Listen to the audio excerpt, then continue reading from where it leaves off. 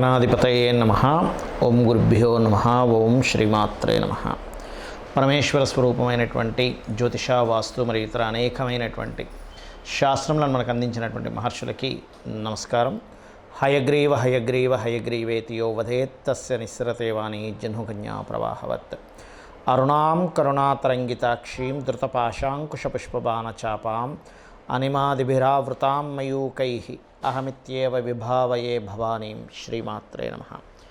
ప్రేక్షకులకి ఆ లలితాంబిక అమ్మవారి యొక్క అనుగ్రహం పరిపూర్ణంగా కలగాలని మనస్ఫూర్తిగా కోరుకుంటూ మనం ఈరోజు చెప్పుకోబోయేటువంటి టాపిక్ ఏదైతే ఉందో అది దక్షిణాయనము.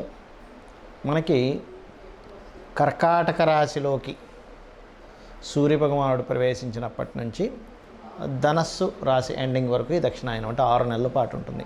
అంటే కర్కాటకము, సింహము, కన్య, తుల, వృశ్చికము, ధనస్సు రాశుల్లో సంచారాన్ని దక్షిణాయనం అంటారు. ఈ సమయంలో పితృదేవత ఆరాధన, దేవతా ఆరాధనతో పాటు పితృదేవత ఆరాధన ఎంత చేసుకుంటే అంత మంచిది. శాస్త్రంలో ఆ లలితాం అమ్మవారే దేవతలకి పితృదేవతలకు కూడా శక్తినిచ్చేది ఆవిడే. మనం దేవతల్ని పూజించడము, అర్చించడము, హోమాలు, యజ్ఞాలు చేయడం ద్వారా ఎలాంటి ఫలితాలు పొందుతామో పితృదేవతలు కూడా చేయాలని మన శాస్త్రము. తద్వారా ఒక్కొక్క లగ్నం వారికి మీరు ఎటువంటి దానం ఇవ్వాలి, ఈ సమయంలో ఏ రకంగా చేసుకోవాలనేటువంటిది చెప్తాను. ఒక్కొక్క లగ్నం నుంచి మనం ఇప్పుడు తీసుకుందాం. తులాలగ్నము, తులారాశి, తుల్లో జన్మించిన వారికి ఉండేటువంటి గొప్ప లక్షణం ఏమిటి అంటే బ్యాలెన్సింగ్, లగ్జరీ, అందంగా ఎలా ఉండాలి అండ్ ఒక అందమైనటువంటి విషయాన్ని ఎట్లా క్రియేట్ చేసుకోవాలనే లక్షణాలు అధికంగా ఉంటాయి. ఎవరో కోటిలో లక్షలో జాతకానికి ఉండకపోతే శుక్రుడు పాడేయాడు అనుకోండి, ఎందుకంటే లగ్నాధిపతి శుక్రుడు కాబట్టి.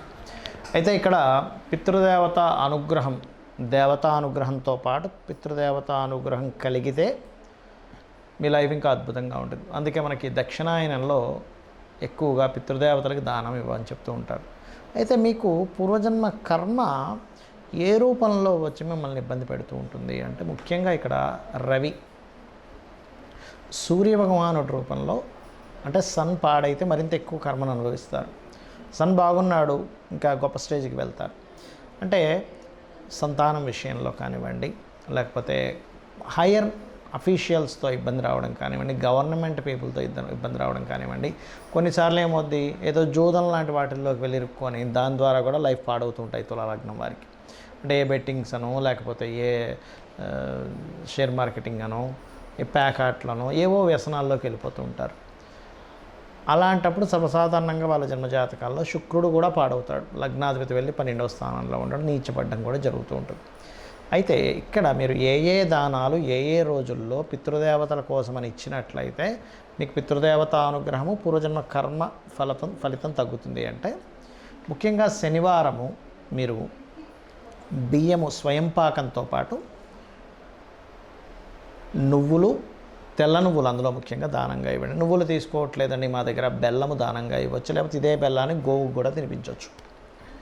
రెండవది ఆకుకూరలు, పెసలు దానంగా ఇవ్వాలి, ఇది స్వయం పాకంతో. మూడవది గోధుమలు దానంగా ఇవ్వండి. గోధుమలు తీసుకోవట్లేదు లేకపోతే తీసుకునేవారు లేరు, గోధుమ రవ్వని దేశీవాలి గోవుకు తినిపించవచ్చు. మీరు నువ్వులు దానంగా ఇవ్వడం వల్ల కలిగేటువంటి ఫలితం ఏమిటి అంటే మీకు పర్టికులర్గా మీ తులాలగ్నం వారికి రాజకీయ అభివృద్ధి కూడా పితృదేవత అనుగ్రహం కావాలి, గుర్తుపెట్టుకోండి. రాజకీయ అభివృద్ధి, సంతాన అభివృద్ధి ఖచ్చితంగా కలిగి తీరుతుంది. అనారోగ్య సమస్యలు కూడా తీరుతాయి దీని ద్వారా. ఇమ్యూనిటీ తక్కువగా ఉందండి, ఏ రోగం వస్తుందేంటో అర్థం కావట్లేదు, గుప్త రోగాలు అంటారు. అలా గుప్త రోగాలతో ఇబ్బంది పడుతున్నాము, పితృదేవత అనుగ్రహం తులాలగ్నం వారికి ఈ దానాలు ఇవ్వడం ద్వారా కలుగుతుంది. అలాగే అనవసరంగా రకరకాల బిజినెస్లు పెట్టి చాలా ఇబ్బంది పడిపోతున్నామండి, అసలు ఎందులో పెట్టినా నాకు కలిసి రావట్లేదు అంటూ ఉంటారు. అక్కడ కూడా పితృదేవత అనుగ్రహం అవసరం పడుతుంది, దేవతా అనుగ్రహంతో పాటు.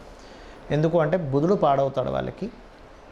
మీరు గనక పెసలు దానంగా ఇస్తున్నారనుకోండి స్వయం పాకంతో పాటు, అయితే సంకల్పం చెప్పుకునేటప్పుడు మీరు చాలా స్పష్టంగా చెప్పాలి. ఏమంటే మేము పెట్టే ఇన్వెస్ట్మెంట్స్ ప్రాబ్లం అవుతున్నాయి, మాకు పితృదేవత అనుగ్రహం కావాలి, లేదా అనవసరమైన ఖర్చులు ఎక్కువ అవుతున్నాయి, అనవసరంగా ఏదో బిజినెస్ అని, లేదా కొంతమంది బిజినెస్ వీళ్ళు డైరెక్ట్గా పెట్టరు, ఎవరో ఫ్రెండ్ బిజినెస్ పెడతానంటే వీళ్ళు డబ్బులు ఇస్తారు. వీళ్ళు ఏంటంటే పేరుకి వీళ్ళు డబ్బులు ఇస్తారు కానీ అంతా వాళ్ళు నడిపిస్తుంటారు. ఆ రకంగా కూడా నడుస్తూ ఉంటుంది కొన్నిసార్లు. ఆ రకంగా ఎవరో ఫ్రెండ్ బిజినెస్ పెట్టుకుంటా అంటే డబ్బులు ఇచ్చాము. లేదా కొన్నిసార్లు తండ్రి ఆస్తి ఉంటుంది, తోటలు పొలాలు, అవి వీళ్ళ చేతికి రావు, ఎవరో కబ్జా చేసుకోవడం, ఇట్లాంటి దోషాలు కూడా పెసలు దానంగా ఇవ్వడం ద్వారా తొలగిపోతాయి పితృదేవతల కోసమని.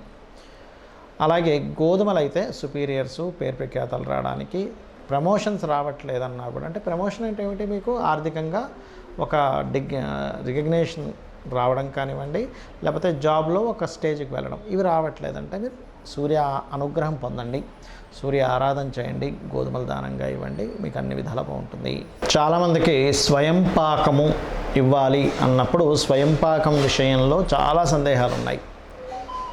ఏ వస్తువులు ఇవ్వాలి, ఏ వస్తువులు ఇవ్వకూడదు పితృదేవతల కోసము అనేటువంటిది ముఖ్యంగా గుర్తుపెట్టుకోండి. స్వయం పాకంలో ప్రధానంగా బియ్యాన్ని ఇస్తారు. ఆ బియ్యం కూడా మీరు తినేటువంటి దానికంటే కూడా మంచివే ఇవ్వండి, లేదా మీరు తినేటువంటి బియ్యం ఇవ్వచ్చు. అంతేగాని చాలామంది తెలియక ఏం చేస్తారంటే చౌకబారు బియ్యం ఇస్తారు. దానివల్ల తీసుకున్న వ్యక్తి కనుక ఇలాంటిది ఇచ్చారేంటి అనుకుంటే అది పుణ్యం రావడం పక్క పెడితే ఇంకా అది దోషంగా అవుతుంది. మీ దగ్గర లేవు, బాగా భేదవాళ్ళు, దట్ ఈస్ డిఫరెంట్ కేస్. మీరు అదే బియ్యం తింటున్నారు, అప్పుడు వేరండి, అదే ఇవ్వచ్చు, తప్పేం లేదు. మీరు తినేదే మీరు ఇవ్వచ్చు, తప్పేం కాదు. అలాగే రెండవది ఏంటంటే కూరగాయల విషయంలో కూడా రెండు కూరగాయలు ఇవ్వడం, అట్లా కాకుండా ఒక కిలోనో అరకిలోనో ఆ రకంగా ఇవ్వండి. తెలియక చాలామంది ఏంటంటే 2 బెండకాయలు, 1 వంకాయ, 1 మిరపకాయ అట్లా ఇస్తారు. దానివల్ల ఎటువంటి యూజు ఉండదు. కాబట్టి ఏంటంటే ఇవ్వండి. పొరపాటును కూడా ఉల్లిపాయలు ఇవ్వకూడదు స్వయం పాకంలో, గుర్తుపెట్టుకోండి. ఉల్లిపాయలు అస్సలు ఇవ్వకండి. 2 రకాల కూరగాయలు, తోటకూర, పప్పు, పెసరపప్పు, శనగపప్పు, లేకపోతే ఈ పప్పులు ఇవ్వచ్చు పర్టికులర్గా. అలాగే స్వయం పాకం ఇచ్చేటప్పుడు మీ యొక్క గోత్రము, మీ యొక్క ఇప్పుడు ఎలా ఉంటుందంటే తండ్రి గారు గతించారనుకోండి, అప్పుడు తండ్రి గారు, తాతగారు, ముత్తాతగారు పేర్లు చెప్పిస్తారు. లేదా అవన్నీ కొంతమందికి ఏమవుతుందంటే కొన్ని విషయాలు తెలియవు. అయ్యో ముత్తాతగారి పేరేంటో తెలియదండి, తాతగారి పేరేంటో తెలియదు అని అంటుంటారు. అలాంటి వారికి ప్రత్యామ్నాయంగా వాళ్ళు వేరే చదువుతారు. చాలా తక్కువ రేర్గా ఉంటారు, అది ఇవ్వాలి. ఇక మరొక విషయం ఏంటంటే ఇందులో చాలామందికి ఇంకొన్ని సందేహాలు ఉన్నాయి. ఏమిటంటే ఏమండి మేము మొత్తం 4 అన్నదమ్ములం, మా అన్నయ్య ఆల్రెడీ ఇస్తున్నాడు, నేను ఇవ్వచ్చా, లేకపోతే మా తమ్ముడు ఇచ్చేస్తున్నాడు కదా నేను అక్కర్లేదా అని. అలా ఏమీ లేదు, గుర్తుపెట్టుకోండి. ఎంతమంది పిల్లలున్నా వేరే వాళ్ళు ఆ యొక్క దానాది కర్మలు చేస్తున్నా మీరు మాత్రం ఇవ్వండి. మనకి ఈ యొక్క పితృదేవత ఆరాధన వల్ల వంశ అభివృద్ధి కలుగుతుంది అని చెప్తుంది శాస్త్రం. సంతానం కలగటం లేదు, ఖచ్చితంగా సంతాన యోగం అనేటువంటిది ఇస్తుంది. ఏమంటే అనవసరమైన రోగాలు మాకు ఇబ్బంది పడుతున్నారు అన్నప్పుడు రోగ సంబంధించినటువంటి విషయాలని ఈ పితృదేవత ఆరాధన అనేటువంటిది దీర్ఘ రోగాల నుంచి కూడా బయటపడేస్తుంది. లైఫ్లో అసలు ఎదుగుదల లేదండి, పితృదేవత ఆరాధన అద్భుతమైనటువంటి, ఎందుకంటే మనల్ని రక్షించుకుంటూ ఉంటారు వారు. కాబట్టి ఇది మర్చిపోకూడదని మన యొక్క సనాతన ధర్మంలోని, మన యొక్క శాస్త్రాల్లో ఉన్నటువంటి అంశం ఇది. మనకి ఇదేదో ఈ మధ్య కొత్తగా వచ్చింది కదా, మన రామాయణ మహాభారతాలలో కూడా భీష్మ పితామహుడు, అదేవిధంగా రాముడు, వీళ్ళందరూ పితృకర్మలు చేసినట్టు ఆ యొక్క దర్భల మీద ఆ యొక్క పిండములను పెడుతున్నటువంటివి మనం చాలా చూస్తూ ఉంటాం రామాయణ మహాభారతాల్లో కూడా. అంటే ఇదేదో ఈ మధ్య కాలంలో ఏదో వచ్చింది అనుకునేటువంటిది పూర్తిగా తప్పు, గుర్తుపెట్టుకోండి. అలాగే ఏమంటే ఈ 6 months దక్షిణాయనంలోనే చేయాలి, ఉత్తరాయణంలో చేయకూడదు అనేటువంటిది ఏం లేదు, గుర్తుపెట్టుకోండి. ఉత్తరాయణంలో చేయొచ్చు, దక్షిణాయనంలో మరింత ఎక్కువగా దాని యొక్క ప్రభావం ఉంటుంది అనేటువంటిది అర్థం. ఎందుకంటే ఆ యొక్క మహావిష్ణువు యోగ నిద్రలోకి వెళ్తారంటారు. ఈ యొక్క దక్షిణాయనంలో యోగ నిద్రలోకి మహావిష్ణువు వెళ్తున్నాడంటే దాని అర్థం ఏమిటంటే ఆయన ఏదో వెళ్తున్నాడని కాదు, మనము కూడా ఒక ధ్యాన సంబంధించినవి సాధనలు ఎక్కువగా చేయాలి. మహావిష్ణువు అంటే ఎవరో కాదు, మనలో ఉన్నటువంటి స్థితికారకుడే. మనం చేసే ప్రతి పనికి ఆయన నడిపించేవాడే, అంటే మనలో కూడా ఆయన యొక్క తత్వం ఉంది. కాబట్టి సాధనా కాలానికి ఈ దక్షిణాయనం గొప్పది, పితృదేవతలకి గొప్పది, ఏదైనా ఒక దీక్షల్లా తీసుకునేటువంటి వాటికి గొప్పది. ముఖ్యంగా వర్షాకాలం ప్రారంభం అవుతూ ఉంటుంది, ఇక్కడి నుంచి వర్షము, ఈ చలికాలాలు ఇవన్నీ. అంటే ఏమిటి, ఇలాంటి సమయాల్లో మీరు ఒకప్పుడు బయటికి వెళ్ళేవారు కాదు, ఎక్కువగా ఇంట్లోనే ఉండి సాధనలు చేసుకుంటూ ఉండేవారు. దానివల్ల ఏమిటి, బయటికి వెళ్ళి అనవసరంగా యోగ నిద్రలోకి వెళ్ళడం అంటే బయటికి వెళ్ళి ఈ రోగాలు ఇవన్నీ కూడా ఏంటి వర్షాల వల్ల వీటి వల్ల వస్తుంటాయి. కాబట్టి ఎటువంటి రోగములు రాకుండా ఇంట్లో నేను చక్కగా కూర్చొని ఇంట్లో నుంచి అన్నీ ఆపరేట్ చేస్తూ చాలా తక్కువ సమయాన్ని మాత్రం బయటికి వెళ్ళి రావడానికి చేసుకోవాలనేటువంటిది చెప్పేవారు. అదే రకంగా యోగాభ్యాసాలు కానివి ఇవన్నీ కూడా మనం దీని ద్వారానే మనం ఈ దక్షిణాయనంలో ఎక్కువగా చేస్తూ ఉంటాం. శాస్త్రాల్లో అన్నీ కూడా కేవలం దేవతారాధన వల్ల రావు. ఎందుకు అంటే నెగటివ్ పాజిటివ్ రెండూ ఉంటాయి, గుర్తుపెట్టుకోండి. మనం ఒక బల్బు వెలగాలన్నా నెగటివ్ అండ్ పాజిటివ్ రెండూ ఉంటాయి. ఆ రెండూ కనెక్ట్ అయితేనే బల్బు వెలుగుతుంది. అలాగే ఇక్కడ దక్షిణ ఇప్పుడు పితృదేవతలు అంటే నెగటివ్ అని కాదు, బాగా అర్థం చేసుకోండి. ఇదొక ఎనర్జీ, ఇదొక ఎనర్జీ అనమాట. ఆ different types of energies connect అయితేనే మనిషి యొక్క జీవితం అందంగా అద్భుతంగా ఉంటుంది. ఇక మీరు ఈ పితృదేవత సంబంధించిన విషయంలో మరికొంతమందికి ఏంటంటే ఏమని మాకు ఆనవాయితీ లేదండి అంటూ ఉంటారు. మా తాతగారు మా నాన్నగారు వాళ్ళు ఎప్పుడు ఇలా ఇవ్వలేదండి, మేము ఇవ్వచ్చా అని అడిగే వాళ్ళు కూడా ఉంటారు. ఎక్కడా కూడా మీరు ఇవ్వచ్చా అనేటువంటిది సంశయమే లేదు.